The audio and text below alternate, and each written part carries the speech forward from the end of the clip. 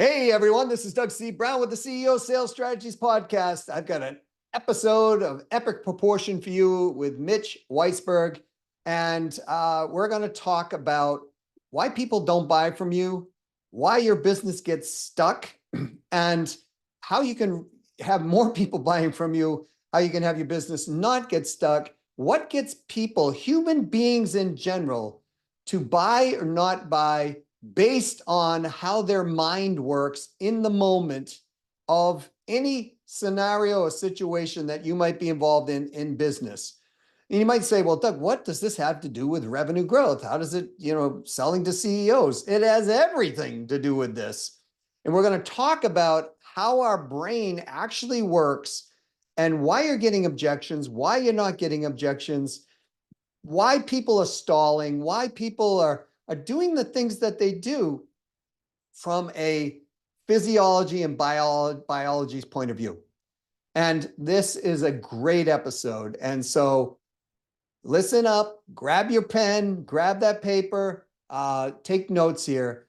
This is going to profoundly blow your mind in some regards. So without further ado, we're going to go talk to Mitch just in a moment.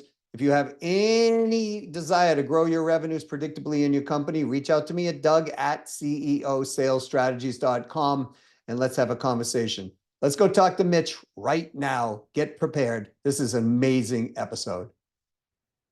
Hey, Mitch, welcome to the CEO Sales Strategies Podcast. Thanks so much for being here today. Doug, thank you so much for having me, and I hope that I can give some information that really helps your listeners. Yeah, I really appreciate that because this is a great topic. Folks, we're going to be talking about mind shifting and, how your mind is as equally important to your growth in your business as your skill sets and your ability to put in systems, processes, and all the other things that people talk about. And Mitch and I were talking just prior to, I found out my origins and my roots, and we were joking because right around where he lives is the majority where my family is. So we're gonna possibly test DNA to figure out if we're cousins. So you had a couple of businesses, you built them, very successful businesses. I was reading in that is that what were those two businesses in? It was kind of interesting how I got started in that I was working full time as a salesperson, and we had about 20 hours a week worth of homework. So if you could, working full time, 20 hours a week worth of homework, and it was incredible. I was doing my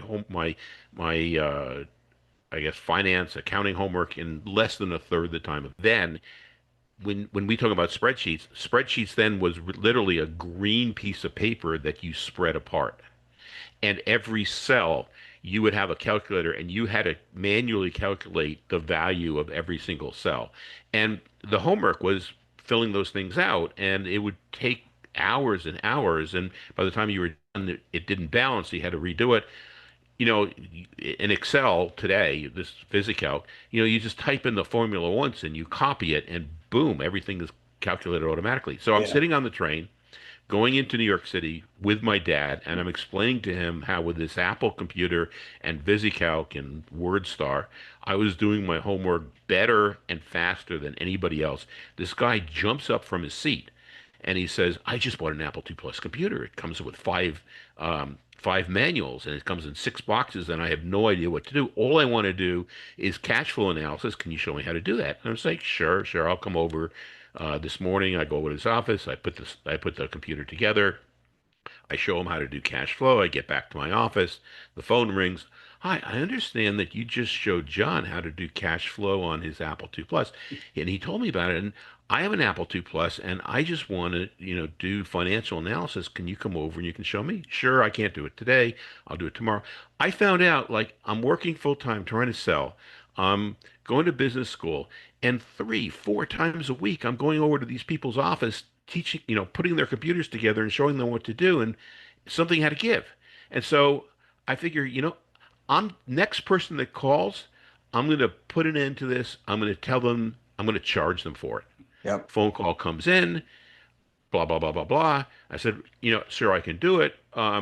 It'll be $200. And he says, "Sure, can you come over this afternoon?" And you could have pushed me over with a feather. It's like, wow, like, and that's, isn't that the typical thing for all entrepreneurs? It's like you see something, you start trying to solve people's problems, and then you figure out like how to do it or how to get paid for it or whatever. And that's basically what happened. And that business eventually grew to, we had about 130 people. We grew to about $10 million a year between 1981 and 1999 when I closed it. We had 7 different offices, but it was just like, just a weird way I got into the business. So that was my first business, and that taught me a lot about instructional design and managing people and sales and stuff like that. A wonderful story because that's a lot of businesses start that way. Even like it started as a part-time thing, you were helping people out. That's how I got into the consulting industry and the coaching industry Hmm. when I did that. I was doing the same thing. People were asking me questions. I was helping them out, helping them out. I helped this company called Coach University. Oh, Um, and I was actually selling telecommunication services at that point. hmm. And I said, geez, you ought to probably do these things on your sales. I noticed your sales process like this. And they said, well, tell me more about that. Can you come up? And they flew me up to Canada and they sat down and they said, hey, that paid for the hotel, paid for everything. And they said to me, you should be a coach. And I said, Hmm. I used to play some semi-professional soccer and I didn't even know what they were talking about, Mitch. Right. What year was this? This was 1990, maybe 1999-ish. Right. People weren't thinking about coaches then, right? It was like you Yeah. did something or you didn't do something, right? In Right. business and personal. Yeah.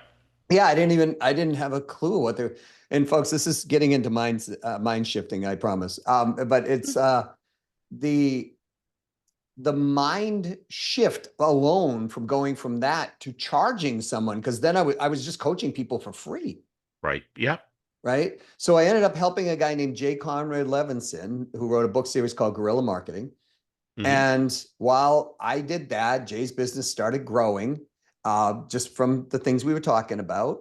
Hmm. And he introduced me to a guy named Chet Holmes. And Chet Holmes wrote a book called The Ultimate Sales Machine. And I asked Chet, I said, I'm kind of coaching here people and I'm sort of getting paid because I asked for the first couple of them. I said, could I be a coach for your company? And then he said, yes. And that's what Wow. started like kicking it all off because I Hmm. became their number one producing coach, et cetera, et cetera. And so then I realized, oh, this is a business. Yep. We eventually built that company to $27 million. And Wow. the point of the conversation is, folks, and your brain will change when you're going through this process if you allow it to, or it will not and hold you from growing. Yep. And there's the segue, right? Yeah. Right to mind shifting. Because when you're in the mindset where you're open to new things, you have access to your creativity, you have access to critical thinking, you're able to look at information and absorb it. You have access to your empathy, your executive function, your emotional regulation. You're looking at results as feedback for what to do next. You're in a kind of a curious, playful mode. I call that, sage mode or resourceful mode, and that's what your prefrontal cortex does. Into, if you think about different parts of the brain, that's the part of the brain that we all look at. That's what makes us human. And yet, the other part of decision making in your brain is is a much older part of the brain called the limbic system or your reptilian brain or your survival brain. That part of the brain started developing in the earliest animals that started moving, and that part of the brain developed in order to keep the animal alive. And so survival is the main function of that part of the brain. If you think about survival, it has to very quickly assess, is this a threat? Is this putting me in danger? And if it is, it has to quickly come up with something to do to keep the organism safe. So that part of the brain is perfectly capable of coming up with something to do based on very little information. And when I say rapidly, that part of the brain activates in like 2/100ths of a second. That survival brain, the limbic system. Whereas our prefrontal cortex, where we're creative, where we're looking at opportunities, that part of the brain wakes up 2 to 3 seconds after a stimulus. So think about it. Something happens, our survival parts of the brain, which are looking at ways to protect us, analyzes whether this is a possible threat or not. And if it is, comes up with some action. And then a second or two later, our resourceful part of the brain wakes up. But if our survival brains have come up with what we're supposed to do, the survival brain starts sending fear hormones, cortisol and adrenaline, to the prefrontal cortex, shutting it down to a certain effect, and basically says to it, don't come up with anything else. I already came up with what to do. Just justify it. And so our beautiful resourcefulness solely then comes up with a reason to justify what we're doing. And most of us, most of the time, are operating from our limbic system because it's so much faster and so much more efficient than our prefrontal cortex. But that part of the system, A, it's looking for things that might threaten us. Um, it chooses one of five different types of actions, and then it limits our prefrontal cortex to only justifying that unless we're aware of it. So I'll So stop and let you, no, that absorb was, that in. so I want to go into the five things in a moment because this is so key, Mitch, because here's the thing. Some of you might be going, well, what the heck does this have to do with business? Hello, have you ever got an objection? Right? Right, Right? right, Right? This is what happens in an objection. There's a stimulus that comes in, whether you said it or didn't say it or whatever. It could be a pre-framed thing that comes in. All of a sudden, that limbic system's kicking in, and they're thinking, I'm uncomfortable. Fear. Got to protect myself. Threat, threat, threat. Right? So what do? right, Blah, emotion. No, I don't want this. Too much money. To this, to that, whatever. Right? Oh my, my brother-in-law does that type of thing, right? Even though I don't even like my brother-in-law, that comes out of their mouth. right. Yep. Um, and so what I found fascinating was you said that kicks in first, then it takes a couple of seconds for the prefrontal cortex to kind of kick in, but the limbic system has already sent all these chemicals, cortisol and things, and it shuts down that ability for it to actually do its job, if I understood you correctly. Hmm. Exactly. So basically the job of the limbic system is number one, to protect us. Okay. Yeah. And it's very binary. So something either is a threat or it's not a threat. Something is either good or it's bad. Something is either it's right or it's wrong. There's nothing in between. So the feeling that, oh my gosh, I might feel a little discomfort because this is new, that is bad as far as the limbic system is concerned. So that's a threat. So that's one of the reasons why so many people they're so afraid of change, because they have this feeling like, oh, I'm not sure how to do this, and the limbic system says that's a threat, shuts it down.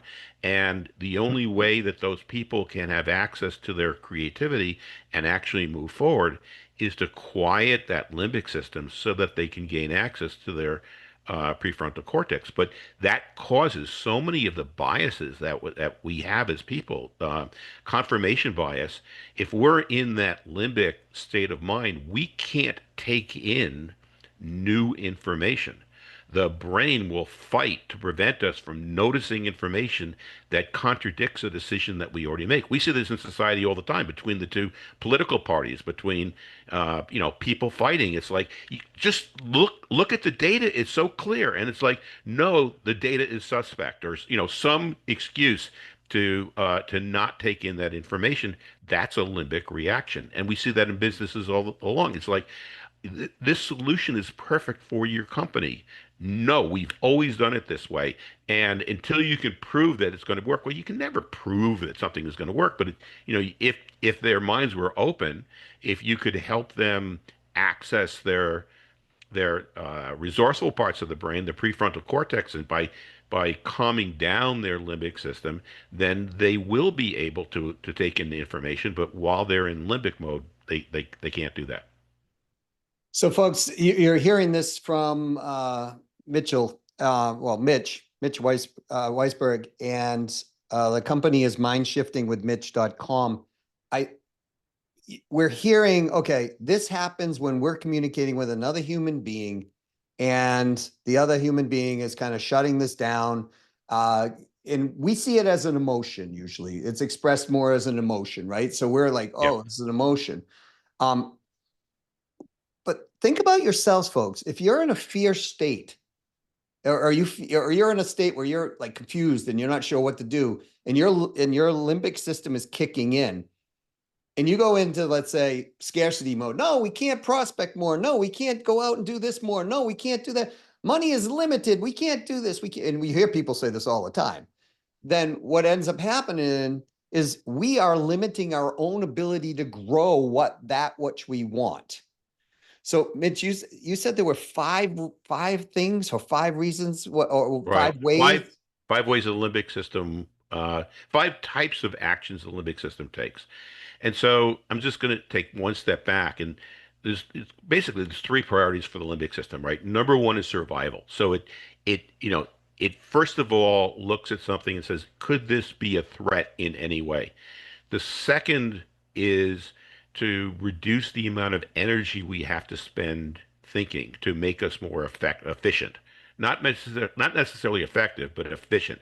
And to Mhm. reduce the amount of energy thinking, it's looking for things that we already know how to do that we don't have to think about.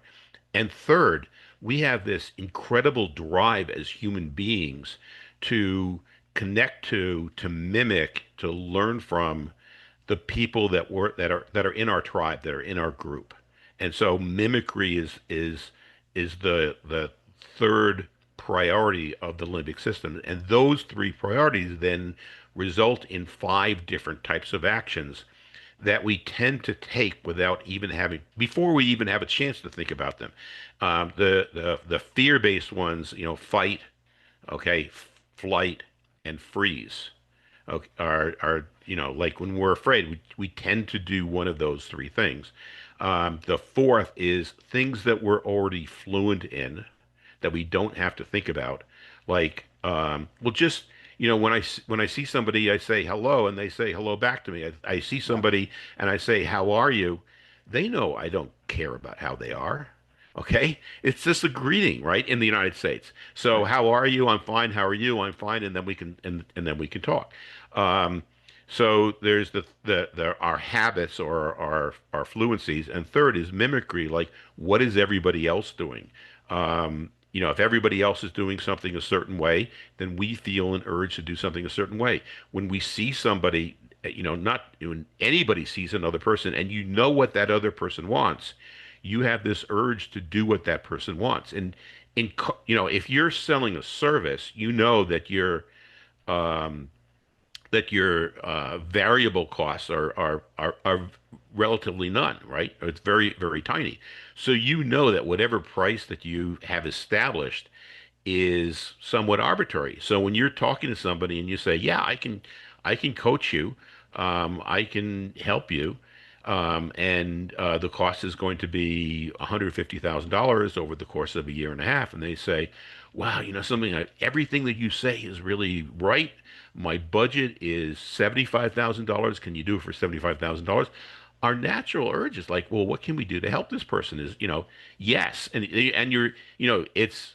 it's hard enough for you as business owners to say no, or something, more diplomatic than no. Right. Uh, but your salespeople, it's like, oh, yeah, something, I'm going to take it back to my boss and see if we can do it for $100,000. You go right to compromise mode, or go right to meeting mode. It's just an urge that all of us have. So it's those five different things: fight, flight, freeze, things that we're already fluent in, and mimicking other people.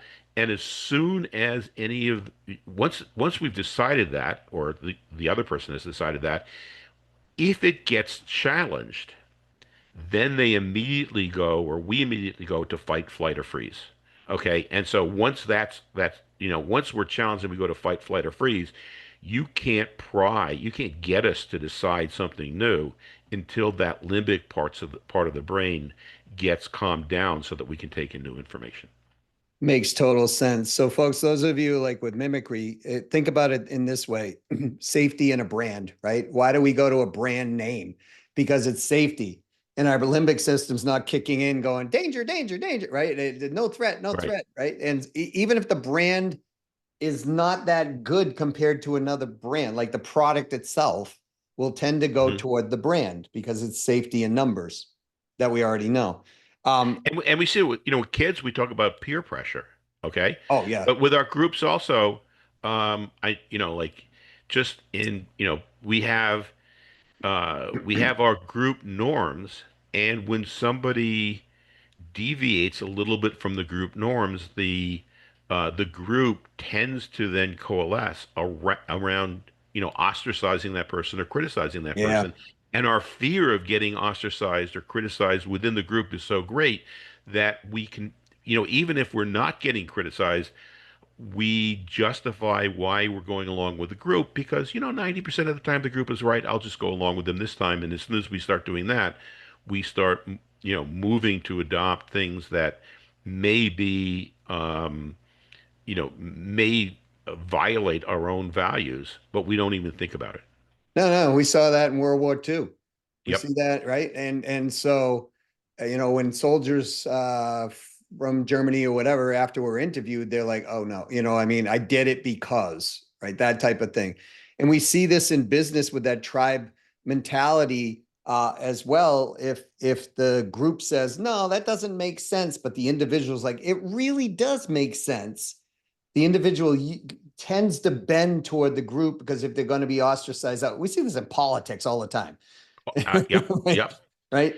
Yep. Um, but it plays itself out in business, folks. You see it this way. You go, the deal is perfect, everything's good, everybody agrees on it, and you didn't have the influencers in the meeting, you didn't have the other decision makers in the meeting, or maybe it's a spouse if you're selling, B2C type of thing.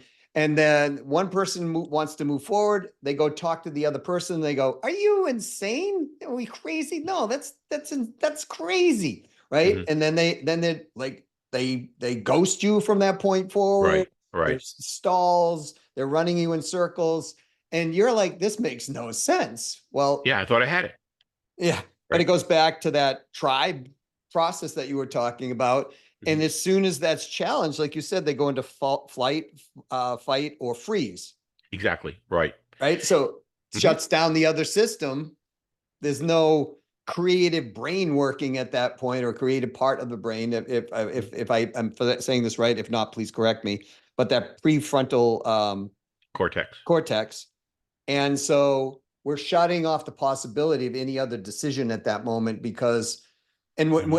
if I understand this correctly, Mitch, it's because we're now feeding that prefrontal cortex. We're overloading it with cortisol and And adrenaline. adrenaline, maybe glutamate is going, or whatever, is going through. Um, I have a biology background, folks, so that's why I'm bringing these words up, not because I'm so smart. But here's the crazy part. Like, I worked in the hospitals, Mitch, right? When I Hmm. was, before I ended up doing what I'm doing. I worked in the hospitals, and I would see people coming through where they were having memory challenges or brain health or stability issues, all due to the brain, really. Yep. Their lifestyle was a train wreck, and that's kind of judgmental, but their lifestyle really wasn't that good, Hmm. right? And they're creating all these things going on. And then I would see, the medical community or even health coaches or whoever outside, physical therapists, whatever, say, "Hey, here's your course of getting yourself to stave off you going into dementia, or stave off Alzheimer's, or actually helping you get your balance back and things like this. I want you to, eat differently, do this differently, back and forth, exercise differently, whatever. And they just wouldn't do it. Right. Knowing they're going down the path of they're not going to recognize their loved ones. Yep. Let's take that scenario because I think it's like strong enough that people understand. They've all had somebody they know that's, gone Well, into. even ourselves. I mean, so you're a business owner, and you may not be like me, but with me, it was like I hated doing the paperwork, Yeah. the accounting, the filling out of the forms, and you just don't do it. Now, if you don't do that, how, your business actually needs it, okay? Yeah. And so intellectually, that you have to do the budgeting, um, you have to fill out the contract. You have to file the right papers and stuff like that. But it's like I just don't want to do it, and you can just keep on postponing it. That postponing it is your limbic decision, and then however you're justifying it, is just your prefrontal cortex justifying something that your limbic system has decided on.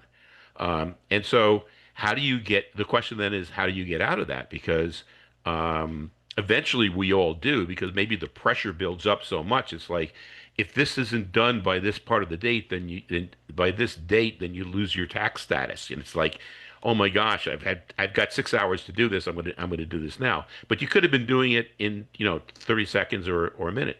You get out of it, first of all, by realizing it's not it's the decision, the reasoning that you're giving is just a rationale, but you're being driven by the limbic parts of your mind. So if you say, something, that's the saboteur parts of my mind that are governing me postponing this. Yes.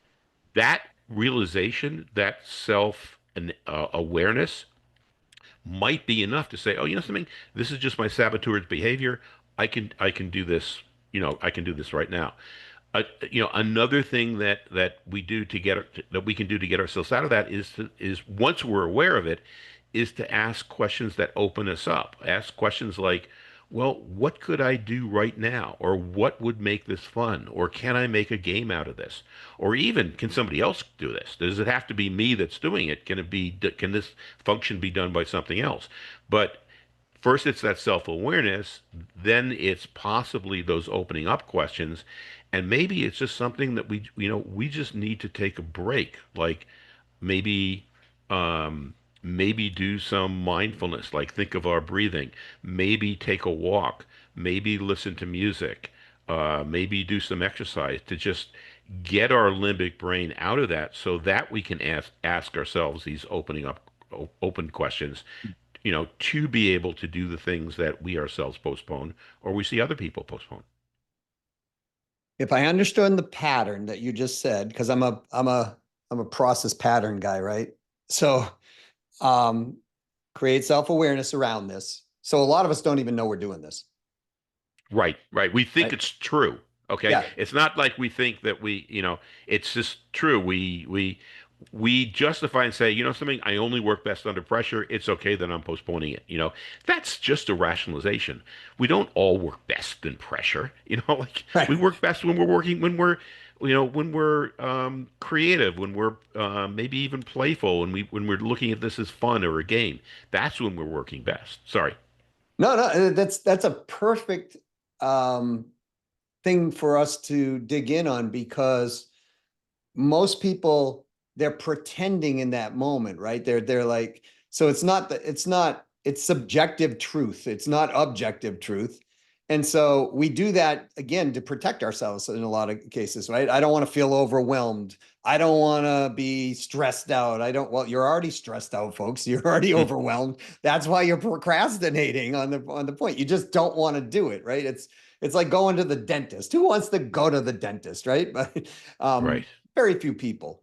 But if you had a toothache, the pain gets strong enough now where you go, I'm going to the dentist. Or if you got a spouse who basically says, I'm going to make it more painful for you to not go to the dentist than to go to the dentist, you might as well go, right? That's very, and again, uh, folks, take these scenarios and apply them to your business, right? If you have a business partner and your business partner is constantly like trying to push you into a place, that may be painful enough for you to take action. But I hear self-awareness. Then it's like you had mentioned, like breathing or whatever it might be. We've got to get some type of interrupt, if you will, into this process. Otherwise, our limbic system is just going to go, and just not the limbic system. Yeah, Yeah, right. Yep. limbic system. The survival part's just going to go, and it's going to just keep running down that path, trying to gain momentum. Splashing our prefrontal cortex, the one that's going to get us out of there with, more nasty chemicals, if you Hmm. will. It's like chemical warfare almost in the head going on at that Yep. point. Yep. And and the limbic system's going to win unless we do a pattern interrupt, that says, hey, limbic system, stop right here, at least for the moment, so that our couple of seconds can go by, so our prefrontal cortex will kick in, and so then that's where I think the That's a interrupt, second. and now you're able to ask those questions, a better quality question. Hmm. So And I just want to go through those questions a minute because our tendency very often is to do questions about like grit type questions, like I just have to do it harder, I just have to buckle down, I just have to make a list. Those types of statements take energy, and so they may work in the very short term sometimes, but the longer term changes are done A, when we're after we're self-aware, B, after we've calmed down the limbic mind, and C, when we're asking opening questions like what would make this fun? What is something that I can do right now? How do I make a game out of this? Who else can help me? Just questions that open us up rather than try to motivate ourselves by and when the going gets tough, the tough get going. yeah, Like, yeah, that helps in the short term. It might help in the short term sometimes, but you can only say that a couple times, and then you mentally get too tired to like forget it. yeah, folks. The Frank Sinatra song "I Did It My Way" might be a nice tune, but it's not in reality the best advice. Right. And then just I'm thinking in terms of like CEOs, and I know that if I heard a lot of this, 20 years ago, say running my own business, I would be thinking, I'm just generally not in fight, flight, or freeze mode. I'm okay. I'll say you're in limbic mode almost every time you're absolutely sure of something. Wow, profound. Okay. Okay, so when you're sure that there's a right way to do something, when you're arguing with an employee or a client or a family member, okay, and you're sure that they're wrong and that you're right, anytime you're sure of something, you're in limbic mode and you're not capable of taking in any other information. And so that's another self-awareness thing to check is, am I absolutely sure? Do I think, if I'm absolutely sure, wow, you know something? Maybe let me just think for a moment. What if I was 90% right, but 10% wrong? What could I possibly be missing? Or maybe this other person is 90% wrong, but they might be 10% right. What are they missing there? Or maybe even bring it up to the higher level values. Like somebody's reporting to you and that person is doing some is going to be doing something or is doing something and you're sure that they're wrong, and you're approaching them like, oh, no, this is the way to do that. The way you came up, maybe with it probably is a better way to do it than what they would have done. But then maybe take that back and say, well, wait a minute, I feel I should be telling this person what to do, and I know that that's the right thing. What's my long-term game here? Long-term game is maybe, just proposing this. My long-term game is I want to develop the people who report to me so that they're making the right decisions. How can I take this and make this so that over the long term they're making the right decisions? Now, maybe in this one instance, maybe you're better off like letting them go ahead and do it and make their mistake. If it's not going to really hurt the business significantly, maybe you're going to lose one small client and you can use that as a learning opportunity, or they can use it as a learning opportunity to start looking at different things. Maybe instead of telling them the right way to do it. Maybe another thing is, what what you're doing or what you're about to do. That's one way of doing it. Could you just come back to me in an hour? Or could you just come back to me in 2 days? Could you come back with two other ways that you could possibly do this? And then describe what the benefits might be of each of those ways before we make a decision on doing that. And so you're kind of conditioning people to come up with alternatives instead of doing the one thing that they're doing. So when you're, this is going back to that big trade is when you're sure that you're right, when you're sure that there's one way of doing something, when you're sure that something can't be done or something's going to happen, that's pretty much a telltale sign that your limbic mind has made that decision, and you can't be creative, you can't be critical thinking, you can't be taking in new information at that point. And so you should do like an interrupt at that point and say, wait a minute, what could I possibly be missing, or come up with alternatives. All right, I know some of you are like pondering that thought. It's like, and you should Yeah, be, because ultimately the success comes back to your direction if you're the leader in the company, right? In that right. capacity. Mitch, I have a question because I want to continue this conversation. Like, I want to go into the beliefs that people have and the habits that people form and all of these other things.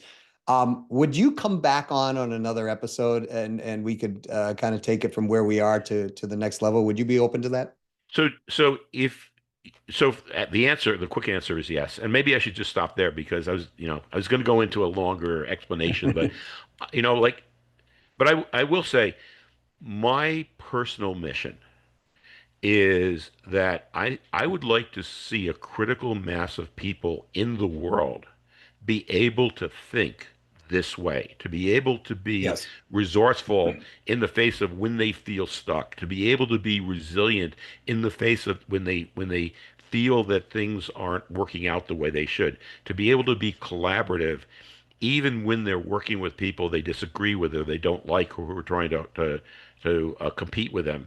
That if people learn the skills to be able to turn those situations around to be resourceful, resilient, and collaborative, those people would be leading more productive and happier lives. But B, as a world, we would start solving all these issues that we keep on facing, and that Yeah. all we do is we end up fighting, and we're divisive over them. But we would be trying solutions, seeing the results, and continuing getting better. So anytime I have the opportunity to talk to people about these different mindsets and mind shifting, I would love to talk. And CEOs, I mean, you're the ones who were leading teams of other people. So if you get these techniques, you're going to be able to instill them in your people. Um, and then that magnifies my ability to reach more people. I don't care who they get it from. I just want to see more people knowing these. It's an awesome mission. Thank you, Mitch. Mitch, how do people reach out to you, get to know you better? If they're like, you know what, I got to talk to this guy. I want to see, Right. how did they get you? Well, I don't think anybody would want to get to know me better, but if you do, my website is mindshiftingwithmitch.com. I've written the first book, which is the book on being resourceful, how to tap into the most resourceful parts of the brain. So there's a link to that from the website, but the mind shifting, stop your brain from sabotaging your happiness and success. That book is on Amazon. The second book is coming out um, roughly November 1st, and that's on basically on influence and conflict and turning those situations into collaborations. So that book will be out in November. And then I have a newsletter where I talk about things that are generally things that are happening in the world and how that relates to mind shifting. And you can access that from the website also, mindshiftingwithmitch.com. Awesome. Mitch, thanks so much for being here on the CEO Sales Strategies podcast. Part one, folks, we're going to do part two. I just thanks for bringing your A game. I really appreciate it, Mitch. Well, Doug, your questions were phenomenal questions. And, you basically, you're doing this with your clients. Okay. I Yes. can just see it. You're taking your clients who their fear of failure, they're, helping them be self-aware about how they're growing their business. So it's like these words are already falling on ears that already basically understand the concepts.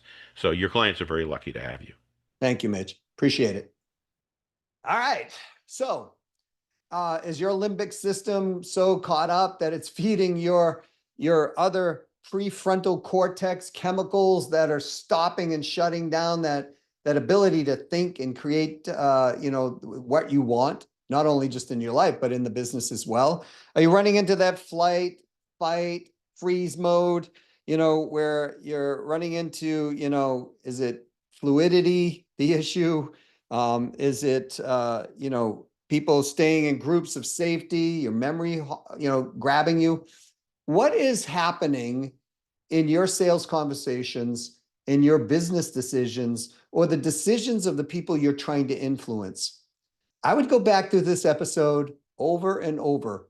We're going to have a second episode on this, on how all this turns into habits and beliefs and how they get ingrained and actually create more of a challenge or a benefit for you. So you can take this information and look at it two different ways, right? You can look at it as, oh, this is a problem, man, this is a problem. Or you can look at it as, oh my gosh, this is an opportunity for me to gain a goal that I've been looking for. I would look at the latter and embrace the latter. Go back and learn this over and over and over again. It will boost your sales. Speaking of selling, if you want unpredictable revenue to be predictable, reach out to me at Doug@CEOsalesstrategies.com and let's have a conversation. In the meantime, I want you to go out and sell a lot of stuff. Go out and sell something today. Remember, if you're selling every single day, revenue goes up. You can get everybody selling every single day, and we can just increase the percentages and the odds.